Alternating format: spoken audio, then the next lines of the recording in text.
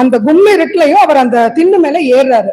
அவர் திண்ணு மேல ஏற ஆரம்பிச்சப்பதான் பின்னாடி இருந்து ஒரு கை வந்து விழுதான் மேல. அவருக்கு வந்து ஈரக்கலையே நடுங்கி போயிடுச்சாமா. உடனே இவர் வந்து என்ன பண்றாரு, என்னன்னே இவரால் அவதானிக்கவே முடியல. ஏன்னா ஏற்கனவே வந்து 10 அடிக்கு மேல இவர் என்ன சொல்றாருன்னா, மதி மயங்கி போயிடுச்சு. ஒரு யோசிச்சு சிந்தனை பண்ணி செயல்படுற அந்த சக்தி வந்து போயிடுச்சான். 10 அடி தாண்டி அவர் போறாரு இல்லையா, அந்த இடத்துலயே. அப்படிங்கும் போது இவரால் அவதானிக்கவே முடியல. பின்னாடி இருந்து ஒரு கை வந்து ஒரு உருவம் ஒரு கை போடுது அவர் மேல. இவர் பயந்து போயிட்டு இவர் ஃபர்ஸ்ட் முகத்துல கண்ணுல ஏதாவது விழுந்துடக்கூடாதுன்னு வலது கையில டார்ச் வச்சிருக்காரு இல்லையா, அதை வந்து இப்படி இப்படி கொண்டு போனாராம். முதல்ல அந்த உருவம் அந்த டார்ச்சை தட்டி விட்டதாம். தட்டி விட்டுட்டு கொர்ரு கொர்ருன்னு ஒரு சத்தம் கேக்குதான்.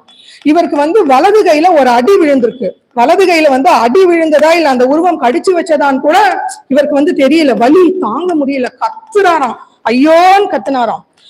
கத்துனதுக்கு அப்புறமா வந்து அந்த உருவமும் அதை விட பயங்கரமா கத்துதான்.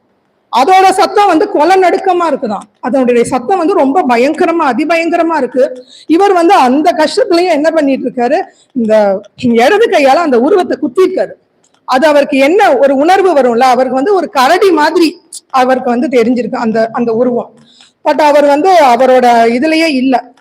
அந்த வலி தாங்க முடியாம அந்த நிசப்தம், மைண்ட் வேற வேலை செய்யல, அந்த பயத்துல ஐயோ ஐயோன்னு தான் அவர் கதறாரு. அவர் கத்த கத்த அந்த உருவம் அதுக்கு மேல கத்துது. இப்ப என்ன ஆயிடுச்சு அப்படின்னா, அந்த உருவம் முன்னாடி வந்து அதோட தலையால இவரோட தலையை அழுத்துதான். இவர் அப்பவும் ஐயோன்னு தான் கத்திருக்காரு. கொஞ்சம் இதுக்கப்புறம் வந்து நம்ம அவ்வளவுதான், நம்ம கதை வந்து முடிஞ்சிருச்சு அப்படின்னு அவர் வந்து டிசைட் பண்ணிட்டாரு. ஏன்னா யாரும் வர முடியாத ஒரு ஒரு இடத்துல வந்து அவர் இருக்காரு. இந்த மாதிரி அவருக்கு நடந்துட்டு இருக்கு. அப்படிங்கும் போது அவரோட நாபி கமலத்துல இருந்து யோகிராம் சுரத்மான் மகாராஜ் கி ஜெய் அப்படின்னு ஒரு சத்தம் வந்துதான்.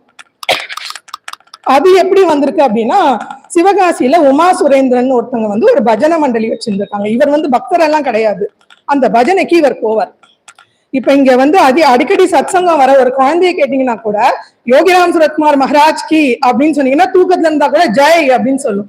ஏன்னா மனசுக்குள்ள போயிடும். நீங்க ரெகுலரா வரீங்க அப்படின்னா பகவான் யோகிராம் சுரத்குமாரோட நாமம் உங்களுக்குள்ள இருக்கும்.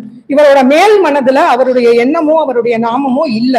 ஒரு கட்டம் வந்துருச்சு, இந்த கட்டத்துல இதுக்கு மேல இவர் பிழைக்க முடியாது அப்படிங்கிற ஒரு சிச்சுவேஷன்ல இவரை அறியாம அந்த நாமம் வந்து வெளியில வந்திருக்கு. அது அவர் அந்த வார்த்தையை யோகிராம் சுரத்குமார்னு சொன்ன உடனே அந்த உருவம் அவரை விட்டுடுச்சோம். அந்த உருவத்தால அவரை ஒண்ணுமே பண்ண முடியவே இல்லையாமா. அப்படின்னு சொல்லிட்டு கரடி பிடின்னு சொல்லுவாங்கல்ல, அந்த மாதிரி அவரை பிடிச்சிட்டு தலையையும் அழுத்திட்டு இருக்கு. அந்த உருவம் உடனே விட்டுருச்சான். இவருக்கு அப்பதான் வந்து ஒரு ஹோப் வந்து தெரிஞ்சிருக்கு. இவர் வந்து